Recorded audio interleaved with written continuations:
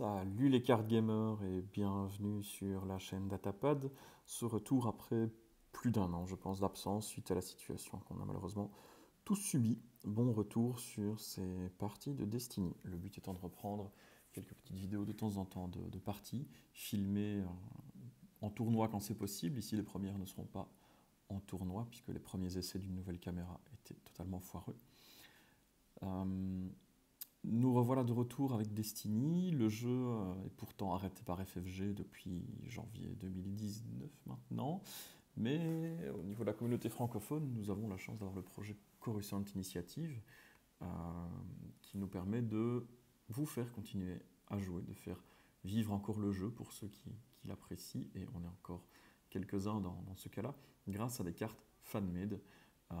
Cartes fan-made mais qui réutilisent des dés puisqu'on en a tous en masse. Enfin, parfois l'un ou l'autre nouveau dé, mais pour la plupart les dés sont quand même réutilisés. Ça évite aussi d'exploser notre portefeuille, donc quelque part, merci FFG, c'est comme ça qu'on peut voir les choses. Si on veut positiver, j'en profite pour remercier tous les acteurs du projet Coruscant Initiative. On a beaucoup été aidés dès le départ pour tout ce qui était illustration, mais aussi surtout les playtests. Il y a vraiment pas mal de gens qui se sont investis pour essayer d'obtenir un format standard, c'est ce qu'on va voir aujourd'hui, un format standard, donc ça limite aux 3 derniers sets, donc au dernier cycle finalement sorti par FFG avec nos nouvelles cartes. Alors c'est un format qu'on essaie d'équilibrer d'un point de vue compétitif, il y en aura un deuxième bientôt, ça sera le format infini, mais qui est beaucoup plus large et beaucoup plus difficile à équilibrer. En tout cas celui-là est pour bientôt, soyez attentifs à vos réseaux sociaux, mais en tout cas pour le côté compétitif, c'est le format standard. Voilà, les decks que nous allons voir aujourd'hui sont une combinaison de Vincent à gauche avec Commander Pyre qui permet de mettre un indirect quand on claim ou quand on prend le contrôle du champ de bataille. Le deuxième personnage, c'est le nouveau Maul qui est sorti dans le mini-set Parting Words du projet Coruscant Initiative, qui réutilise les dés du tout premier Maul. Donc c'était un Maul qui date de la deuxième édition, si je dis pas de bêtises, qui n'a jamais été vraiment joué parce que ne valait pas la peine. Au niveau de la power action, en fait, ces dés permettent de résoudre n'importe quel nombre de CD de personnages ou d'améliorations qui montrent des défausses ou des disrupts, comme si c'était des dés de dégâts, et sans les retirer de la pool. Donc pour donner un exemple concret, si vous lancez les 2 dés de Maul et que vous avez un disrupt, un discard, vous pouvez faire la power action, les résoudre pour chacun un dégât de mêlée, et vous gardez les dés en réserve dans la pool. Ça permet aussi une certaine polyvalence, puisque de temps en temps, un disrupt ou une discard, ça peut faire son petit effet. Deuxième combinaison qu'on va voir, qui est jouée par moi-même à droite, c'est Kragan, un ancien personnage aussi de la dernière extension de FFG. Quand on l'active, si l'adversaire a au moins un personnage exhaust, donc engagé on va dire, et qu'il n'a pas de dés qui montrent des dégâts, je peux lui voler une ressource. Donc il y a toute une histoire de timing pour savoir quand activer Kragan, et mon adversaire doit savoir quand utiliser ses ressources et quelles sont ses probabilités d'activer un personnage avec ou sans des dégâts sur ses dés. Donc ça donne un petit côté plus avancé, plus réfléchi et stratégique au jeu. Que j'ai décidé de combiner avec Tarkin, le nouveau personnage qui vient du set Eternal Conflict du projet Coruscant Initiative, qui, lui, est un des seuls nouveaux dés, donc il y a 8 nouveaux dés dans ce set, c'est un de ces dés-là. Chaque fois que je pioche une carte, sauf durant le setup, donc au début de la partie, je fais un dégât indirect à mon adversaire. Il a un pouvoir spécial, ce pouvoir spécial me permet de piocher une carte et de la révéler à mon adversaire pour lui infliger des dégâts indirects égaux au coût de la carte divisé par 2. Mais rentrons tout de suite dans la partie, puisque Vincent, ayant eu l'initiative, a gagné le terrain et a activé Maul, m'affichant directement 2 dégâts de mêlée et 3 dégâts de mêlée payants, donc 5 dégâts sur table. La solution que je vais tenter là, c'est d'activer Tarkin pour utiliser un nouveau plot, Team Effort, qui me permet, quand on active un personnage, de la flip, de la retourner, donc pour relancer un dé. Ce qui va me faire pire que mieux, puisque au lieu je vais lui remplacer son 3 dégâts de mêlée par un 2 dégâts de mêlée non payant, donc 4 dégâts. Alors pire que mieux, oui et non, puisque Vincent décide de les résoudre. C'est trop beau pour ne pas les utiliser. Mais en les utilisant, eh bien, il me permet d'utiliser Kragan, d'activer. Il a un perso activé, il n'a plus de dés montrant des dégâts, donc je peux lui voler une ressource. Ce qui fait un gros différentiel, vous voyez, 3 pour moi, 1 pour lui. C'est en vidéo maintenant. Vidéo de bonne qualité et Non. tout. Il active son Pyre qui, lui aussi, il va sur les dégâts. 4 dégâts.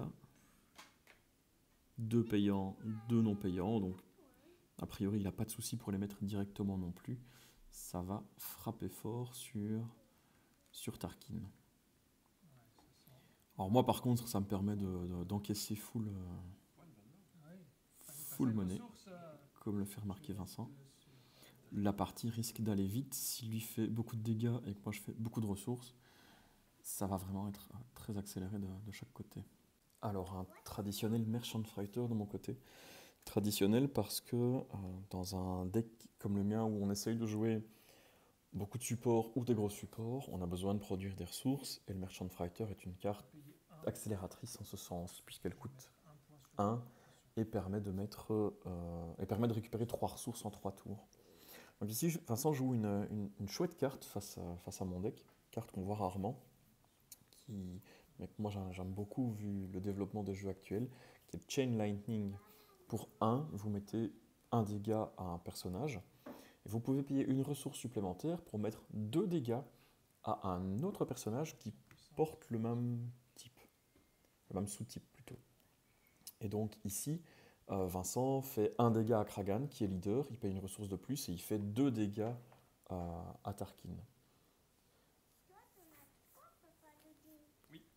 Alors grâce à toutes mes ressources évidemment, j'arrive à mes fins, entre guillemets, qui sont de poser le Mega Blaster que j'avais eu la chance d'avoir en première main, ou que j'aurais pu récupérer via cette nouvelle carte.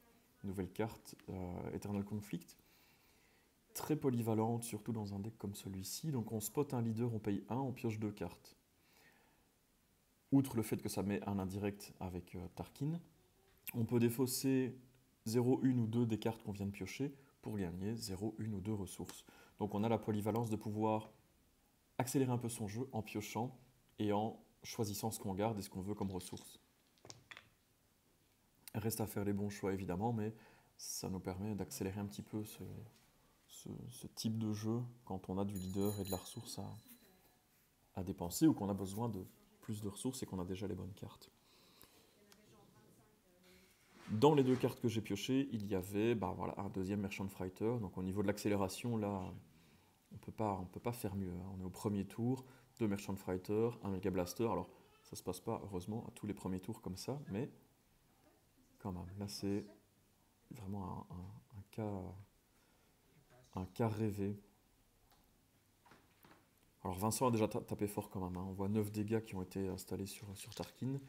Maintenant, à moi d'essayer de rattraper le coup via le Mega Blaster que j'ai réussi à poser ce tour-ci, ce que je vais réussir à faire, puisqu'ici, 3 de mes 4 dés ont lancé du dégât. Vincent n'a pas de possibilité, plus de ressources, et ici on peut voir dans sa main qu'il n'a pas de contrôle, ce que évidemment je ne savais pas à ce moment-là. Moi je vais tenter d'y aller à fond en défaussant vandaliser. Je pense pas que ça me sera utile sur cette partie-ci. Elle est déjà bien trop avancée pour un tour 1. Mais évidemment, c'est une défausse payante, puisque je vais aller chercher un 2 dégâts non payants de plus sur Kragan. Ce qui me fait 6 dégâts sur table, ce qui me fait rattraper, entre guillemets, tous les dégâts que Vincent a réussi à m'infliger en ce premier tour.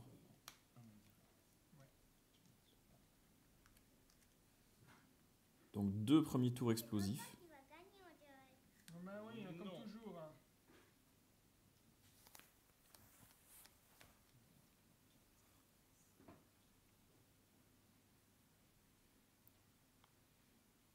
Alors, les tours étaient explosifs aussi, du fait des cartes qu'on avait respectivement dans nos mains. Typiquement, moi je n'avais aucun contrôle au niveau de Vincent, donc tout ce qu'il allait transformer en dégâts allait passer, mais j'avais, comme vous le voyez, tout ce qu'il me fallait pour m'installer librement. Donc C'est un peu le sacrifice de Tarkin, on va dire, pour pouvoir s'installer. Reste à voir si je peux tenir la route. Et moi aussi essayer d'éliminer un personnage ce tour-ci. Donc là, Vincent va essayer de mettre la pression directement. À Tarkin, il ne lui manque plus que 2 points de vie, de 2 points de dégâts, pardon. Donc autant essayer de lui mettre la pression. Je n'ai à nouveau pas grand-chose pour contrôler. Le seul contrôle réel que j'ai en main me demande d'avoir un dé qui montre du blanc. Donc je vais poser le Viper Probe Droid. Viper Probe Droid qui va me permettre, si Vincent reroll ses dés pour essayer d'avoir du dégât, ou s'il active Maul, de pouvoir peut-être les enlever. Donc le Viper Probe est une carte très très forte, puisqu'elle permet, quand l'adversaire roll un dé, donc que ce soit au reroll ou à l'activation, si l'un de ces dés-là montre des dégâts, de payer 1, défausser le Probe Droid pour enlever le dé. Sauf que de la manière dont c'est écrit, ça s'active pour chaque dé. Donc je peux potentiellement payer 3 ressources pour retirer 3 dés que mon adversaire rollerait avec des dégâts. Subtilité, ce n'est possible qu'avec un personnage rouge sur la table, d'où l'intérêt de tuer Tarkin rapidement. Vincent ne va pas roller un dé, il va le tourner avec le terrain salt flat, ce qui permet de tourner un dé de leader sur une face que l'on veut. Donc Tarkin, c'est la fin pour lui. Je vais réutiliser la même carte qu'au tour d'avant, qui me permet de piocher 2 cartes, juste pour infliger un indirect de plus avec Tarkin, avant que celui-ci ne meure. Alors là, au niveau de Vincent, il n'a besoin que de 2 dégâts pour tuer Tarkin, donc il ne va pas utiliser le dégât qui reste. Pourquoi? Rappelez-vous Kragan, s'il l'utilise, je peux lui voler une ressource, puisqu'il aura un personnage engagé et pas de dégâts sur la table. Moi, en plus de mon côté, le Viper Probe ne sert plus à rien. Je l'oublie régulièrement en partie qu'il faut un personnage rouge, mais Vincent, lui, ne l'oublie pas et target toujours Tarkin quand il le peut.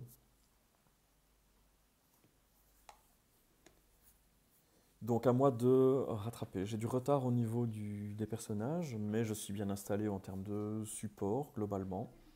À moi maintenant d'essayer de rattraper au niveau des dégâts grâce à ce que j'ai sur la table. Bon lancer de ma part ici, mais Vincent va nous ressortir la Best Defense. Donc Best Defense, meilleure défense, carte réimprimée, une des toutes premières cartes du jeu, un des gros contrôles du début du jeu, qui permet d'enlever 2 dés en prenant 3 dégâts sur un personnage rouge, que Vincent ici a pu prendre sur le bouclier anti-émeute.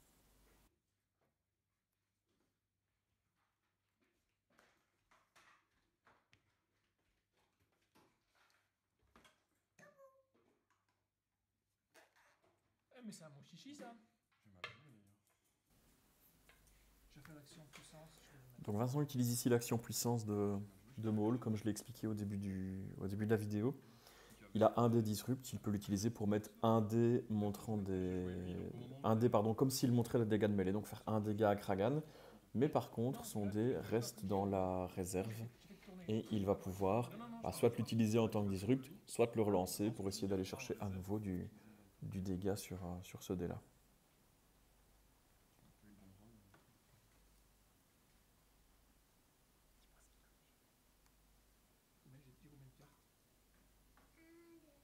J'ai 3 cartes. Et papa aussi il a 3 cartes. Oui, je sais. Alors là, on a un flagrant délit de triche de la part de Vincent qui marque ses sleeves. Maman, elle me donne un bip. Non, j'ai fait l'action puissance. Et j'ai pris la deuxième ressource. Ah, t'as pris une deuxième ressource. Ok. C'est pas du coup. J'ai un bouquet maintenant.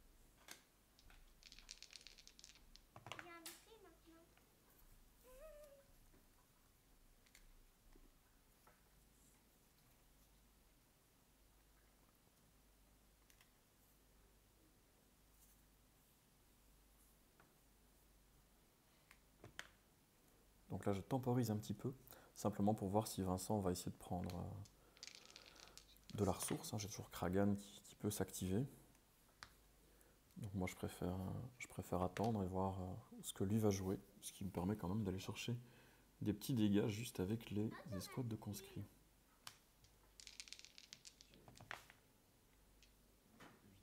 voilà, comme je le disais juste avant, j'oublie régulièrement le spot du personnage rouge. Si tu me laisses dire depuis tout à l'heure. Mais non, non. Et donc, Vincent ayant un rôle personnage rouge. les 2D, je ne peux pas les enlever avec le Viper Pro. Par contre, j'ai du blanc sur la table, donc je peux utiliser ce nouveau contrôle Eternal Conflict et payer 2 ressources pour enlever 2 dés de personnage. Double effet, si je n'avais pas de ressources, je peux quand même toujours enlever un seul dé de personnage. Une trêve. Oui, je la récupère.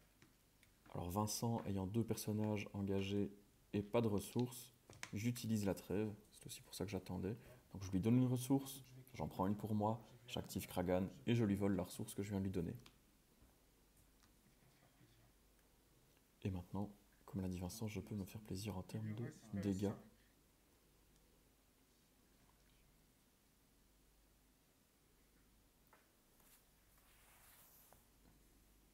Je peux même, comme tout à l'heure, virer Vandaliser, qui n'est déjà plus dans mon deck aujourd'hui, mais soit, pour optimiser mes dégâts. Ce que je réussis parfaitement à faire de nouveau. Il reste combien sur l'autre?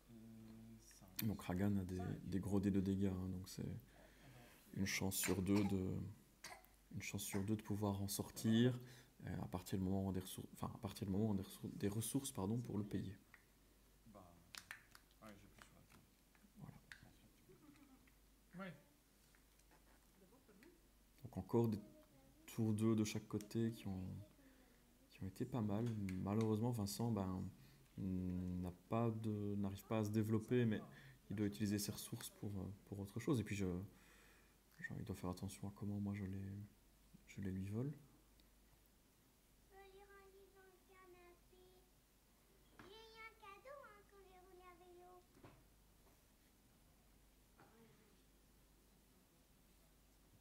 J'ai eu un cadeau quand j'ai roulé à vélo. De mon côté, j'ai pas beaucoup de contrôle en main. Juste une paix sinistre qui pourra quand même m'aider à m'en sortir. L'avantage, c'est que, comme je l'ai dit, Vincent n'a pas pu développer d'amélioration, ce genre de choses, donc il a aussi peu de dés sur la table. Ce sont des livres. Oh, pour des histoires. Danseuse, la masquée, Il lui manque 4 dégâts, donc ici je ne vais pas du tout temporiser, je vais plutôt lui mettre la pression et voir ce que Kragan, avec les escouades de conscrits, peut sortir. Et là justement, je sors 4 dégâts. Vincent a aussi une paix sinistre en main, ce qui lui permet d'enlever mon 2. Paix sinistre fait partie de ces contrôles gratuits qui existent actuellement. Contrôles gratuits qui ont souvent une grosse contrepartie ou un coût assez spécifique, comme on l'a vu avant, avoir du blanc sur la table, ou ici c'est carrément défausser une autre carte de la main. Mais ma relance est sans équivoque. J'ai suffisamment de dés, j'ai les cartes qu'il faut pour relancer. J'arriverai, quoi qu'il arrive, je pense, à sortir 4 dégâts ce tour-ci. Fin de partie pour Vincent, fin de partie pour Pailleur. Et fin de vidéo pour nous. J'invite toutes les personnes qui pensent qu'il n'y a que les antagonistes qui gagnent à se tenir à l'affût des prochaines vidéos. On vous montrera que ce n'est pas vrai. On vous montrera également qu'il n'y a pas que les nouveaux persos qui peuvent faire des decks intéressants. Toujours en format standard, bien évidemment. Et suivez la chaîne si vous le souhaitez. Suivez surtout le projet Coruscant Initiative. Il va y avoir du neuf à annoncer. Il va y avoir des choses intéressantes. Là-dessus, moi je vous souhaite bon vent et à plus tard, à la prochaine vidéo. Salut!